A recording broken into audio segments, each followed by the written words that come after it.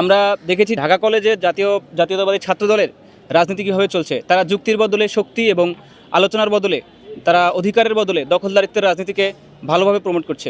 তাদের যারা আমার উপর হামলা করছে তারা সবাই হলে চলে গেছে। হলে গিয়ে তারা কিন্তু ক্ষান্ত ছিল না, আবার রয়্যালের রুমে গিয়ে আবার হামলা করেছে, উপর অতর্কিতভাবে 3বার হামলা করেছে।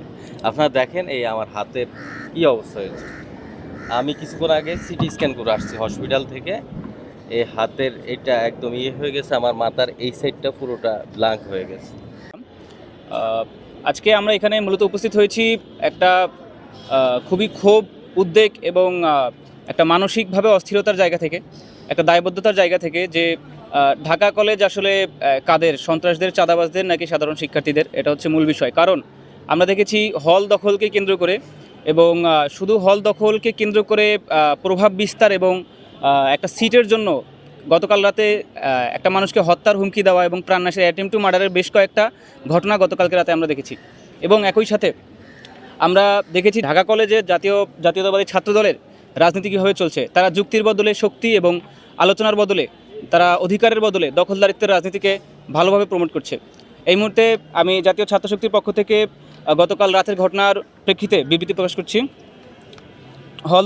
হল দখল করতে গিয়ে শিক্ষার্থীর উপর ছাত্রদলের হামলায় বাধা প্রদানে জাতীয় ছাত্রশক্তির নেতৃবৃন্দের উপর হামলার প্রতিবাদ। ঢাকা কলেজের দক্ষিণায়ন হলের দীর্ঘদিন ধরে এক শিক্ষার্থীকে অবৈধভাবে একটি কক্ষে রাখার অভিযোগে রুমমেটরা প্রতিবাদ জানালে সেখানে উত্তেজনাকর পরিস্থিতির সৃষ্টি হয়। অভিযোগ রয়েছে ছাত্রদলের আহ্বায়ক কমিটির সদস্য পারভেজ 16-17 সেশনের নেতৃত্বে কয়েকজন ছাত্রদল নেতাকর্মী পরিস্থিতিকে আরও সংঘাতপূর্ণ করে তোলেন। ঘটনার খবর পেয়ে পরিস্থিতি শান্ত করতে জাতীয় ছাত্রশক্তির নেতৃবৃন্দরা সেখানে উপস্থিত হলে তাদের উপর হামলার চেষ্টা করা হয়। এক পর্যায়ে সাধারণ শিক্ষার্থীরা জাতীয় ছাত্রশক্তির নেতাকে নিরাপত্তার জন্য একটি কক্ষে আশ্রয় দিলে ছাত্রদলের কয়েকজন সেই কক্ষের দরজা ভেঙে তাকে মারধরের উদ্দেশ্যে জড়ো হয়। পরবর্তীতে ঢাকা কলেজ শাখা ছাত্রদলের সদস্য সচিব মোহাম্মদ মিল্লাদ হোসেনের নেতৃত্বে এবং আহ্বায়ক কমিটির সদস্য ওয়াহিদ ফরাজি সহ 10-15 জন ছাত্রদল নেতাকর্মী জাতীয় ছাত্রশক্তি ঢাকা কলেজ শাখার দায়িত্বশীল মোহাম্মদ সজিবুদ্দিন এবং আশরাফুলকে মীমাংসার কথা বলে ডেকে নিয়ে পরিকল্পিতভাবে হামলা চালায়। এতে মোহাম্মদ সজিবুদ্দিন গুরুতর আহত হন। হামলার পরেও তারা ক্যাম্পাসে একাধিকবার মহড়া এবং জাতীয় ছাত্রশক্তির নেতাকর্মীদের নাম ধরে খোঁজ করতে থাকে। উল্লেখ্য যে ঘটনাকে কেন্দ্র করে উত্তেজনাকর পরিস্থিতি সৃষ্টি হয়েছিল, সেই ঘটনার সঙ্গে সজীব ও আশরাফুলের কোনো সম্পর্ক বা তারা এই বিষয়ে অবগত ছিলেন না। তা সত্ত্বেও তাদেরকে লক্ষ্যবস্তু বানিয়ে এই হামলা চালানো হয়েছে। একই সাথে ঘটনা মিডিয়া কভারেজের জন্য গণমাধ্যম প্রতিনিধিরা সেখানে গেলে তাদেরকে হেনস্থা করা হয়েছে। বন্ধুগণ, এছাড়া ছাত্রদলের আহ্বায়ক কমিটির সদস্য মেহেদি হাসান সীমান্তের নেতৃত্বে 15-20 জন নেতাকর্মী ফরহাদ হলে প্রবেশ করে জাতীয় ছাত্রশক্তির মহানগর দক্ষিণের নেতা রয়েল হাসান নয়নকে জোরপূর্বক তুলে নিয়ে হামলার চেষ্টা করা হয়, মারধরের চেষ্টা করা হয়। সাধারণ শিক্ষার্থীদের দৃঢ় প্রতিরোধের কারণে তাকে হল থেকে বের করতে ব্যর্থ হয় তারা।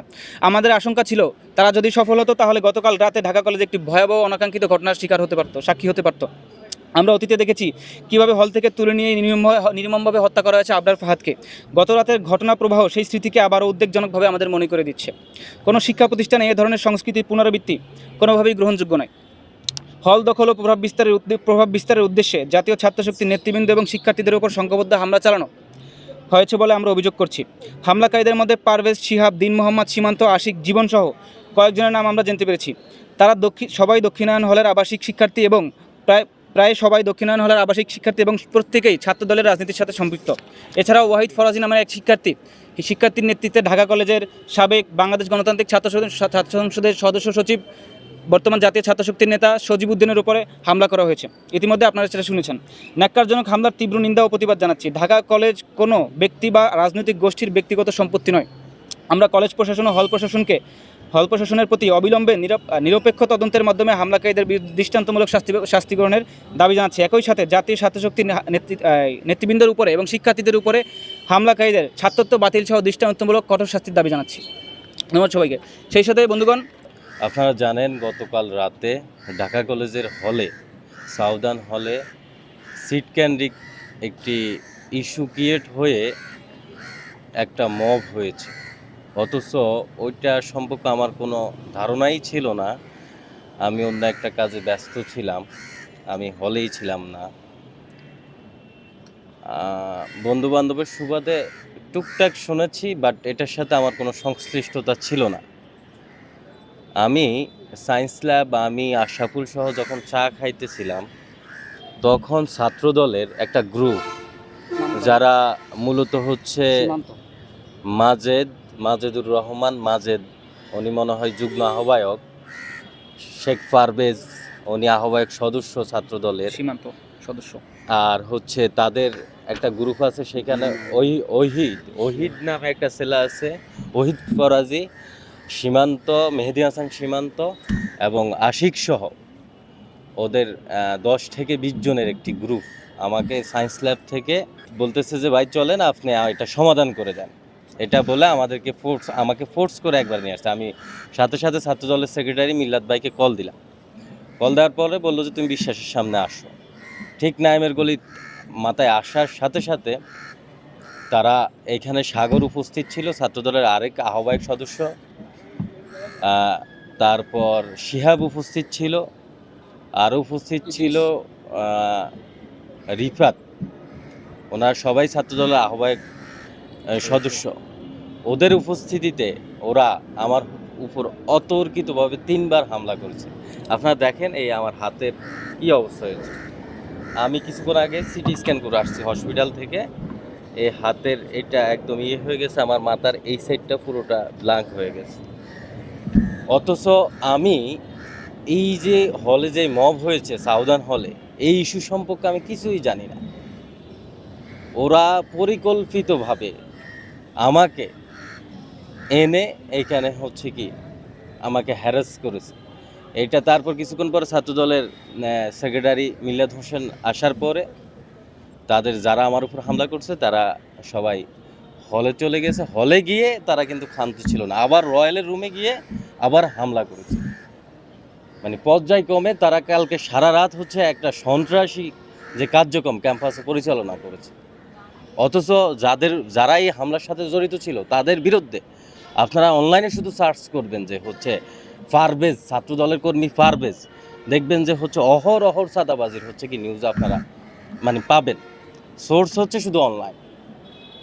তার নেতৃত্বে কালকে সারা রাত ক্যাম্পাসে হচ্ছে কি অরাজকতা মানে সৃষ্টি হয়েছে। আমরা মনে করি আমরা জুলাইয়ের পরবর্তীতে আমরা সুষ্ঠু ধারা রাজনীতি চেয়েছি, আমরা কখনো হানাহানি রাজনীতি চাই নাই। ঢাকা কলেজ একটা সৌহার্দ্যপূর্ণ অবস্থানে ছিল, কিন্তু কতিপয় ছাত্রনেতারা যাদের ছাত্র রাজনীতির আদত মানে করার ইচ্ছা আছে কিনা আমরা জানি না, তারা হচ্ছে মানে ফুটপাত কেন্দ্রিক রাজনীতি করে আমরা যতটুকু মনে করি, বা হচ্ছে ঢাকা কলেজের সাধারণ শিক্ষার্থী যতটুকু মনে করে, তারা এসে ক্যাম্পাসে অরাজকতা সৃষ্টি করতেছে। সম্পূর্ণ ছাত্রলীগীয় কায়দায় তারা গতকাল আমার উপর হামলা করেছে। আমি এর সুষ্ঠু তদন্ত চাই, এর বিচার চাই।